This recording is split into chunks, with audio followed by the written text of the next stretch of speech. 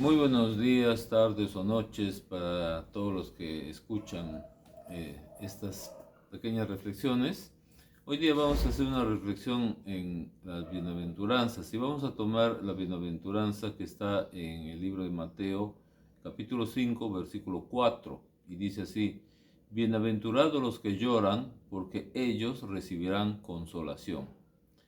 Si lo leemos así simplemente, vamos a de repente pensar cómo puede ser bienaventurado una persona que llora, porque bienaventurado significa que es una persona afortunada, que es una persona feliz, que es una persona que goza de la felicidad plena en Dios. Entonces, nos podemos poner a pensar, ¿no? ¿Cómo es posible que una persona que goza de felicidad, que goza de la plena felicidad de Dios, esté llorando en forma continua?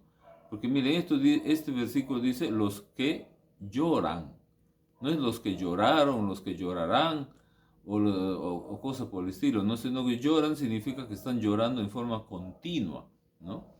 Entonces podemos unos poner a pensar por qué este tema, ¿no? O sea, parecería que hubiera una contradicción. No puede ser feliz, aunque algunos lloran de felicidad también, ¿no?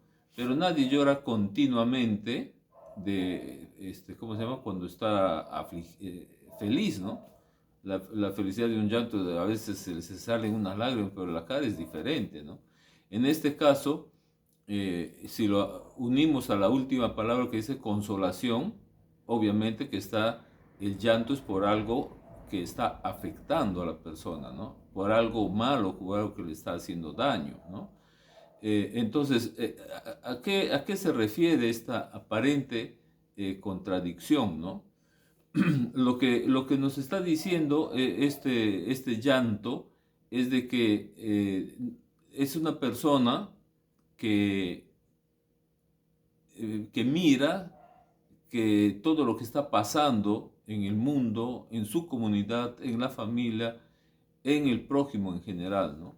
Porque de hecho, de que no todo es felicidad para todas las personas, pero tenemos dos alternativas: o el identificarnos con la persona que está sufriendo algo, o el ser indiferentes. Entonces viene la pregunta: ¿cómo es Dios con cada persona? Si Dios dice que ama a su creación, significa que Él también se preocupa por cada cosa que está pasando. No solamente la persona que está feliz y todo lo demás, sino se preocupa también por la persona que está pasando alguna dificultad, que está sufriendo de alguna manera. Entonces, si nosotros queremos ver el mundo, nuestra comunidad, nuestra familia, con los ojos de Dios, obviamente que nos vamos a identificar con esto que está sucediendo, porque la palabra dice que Dios ama a su creación, nosotros somos su creación, y ese amor, imagínense, por ejemplo, cada uno de nosotros amamos a nuestros padres, a nuestros hermanos, a nuestros hijos, ¿no? Entonces, ¿cómo podríamos ser indiferentes con la persona a la cual amamos? Si Dios ama a su creación, significa que Dios ama a toda persona. Por lo tanto, regreso, Dios no es indiferente. A veces las personas dicen, pero ¿por qué, Señor, todo sucede esto, me sucede esto malo?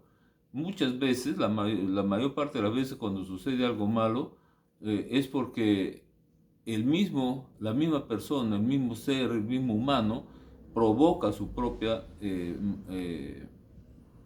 situación difícil, provoca su situación en la cual permite de que algo malo suceda contra él mismo, ¿no? Hace unos días estamos viendo, por ejemplo, unas cosas que hacen la gente cuando se meten que llaman deportes de riesgo, ¿no?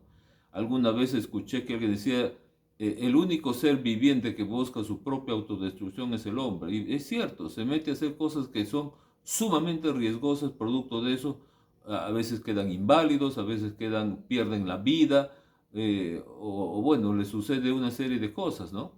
Pero ¿producto de qué? Ningún ser viviente diferente al hombre, por ejemplo un animal, busca el hacerse daño a sí mismo, ¿no? Las guerras es otro ejemplo, ¿no? no vemos bandadas de animales haciéndose guerra contra ellos mismos, no existe eso, ¿no? Pero sin embargo el hombre sí. ¿Y qué nos queda a nosotros? ¿Ser indiferentes o identificarnos y hacer algo por eso? Por lo menos, por ejemplo, ¿no? Esta guerra en Ucrania, Rusia contra Ucrania, que ya tanto tiempo dura, ¿somos indiferentes simplemente porque está en el otro lado del mundo? No, no podemos serlo. ¿Qué podemos hacer? Lo que podemos hacer es orar, ¿no? Pedirle al Señor de que esto se acabe.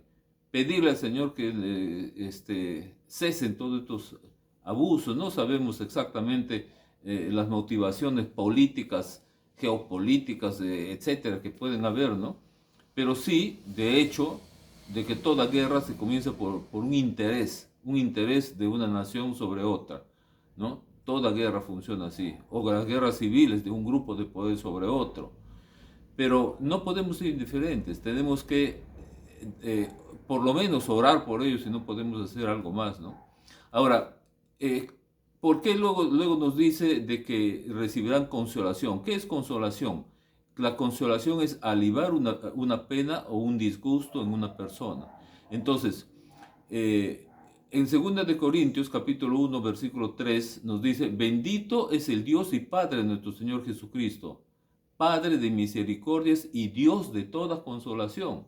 Entonces, si nosotros unimos estas tres palabras clave en este versículo, bienaventuranza, llanto y consolación, entonces lo que nos está diciendo este versículo es que somos bienaventurados porque la presencia de Dios, esa consolación que es de Dios, Padre, dice Dios de toda consolación, va a estar en nosotros. Significa que Dios, la bienaventuranza es que Dios va a estar en nosotros si nosotros podemos identificarnos con lo que le pasa a alguien, con algo que le está afectando, con algo que está sufriendo.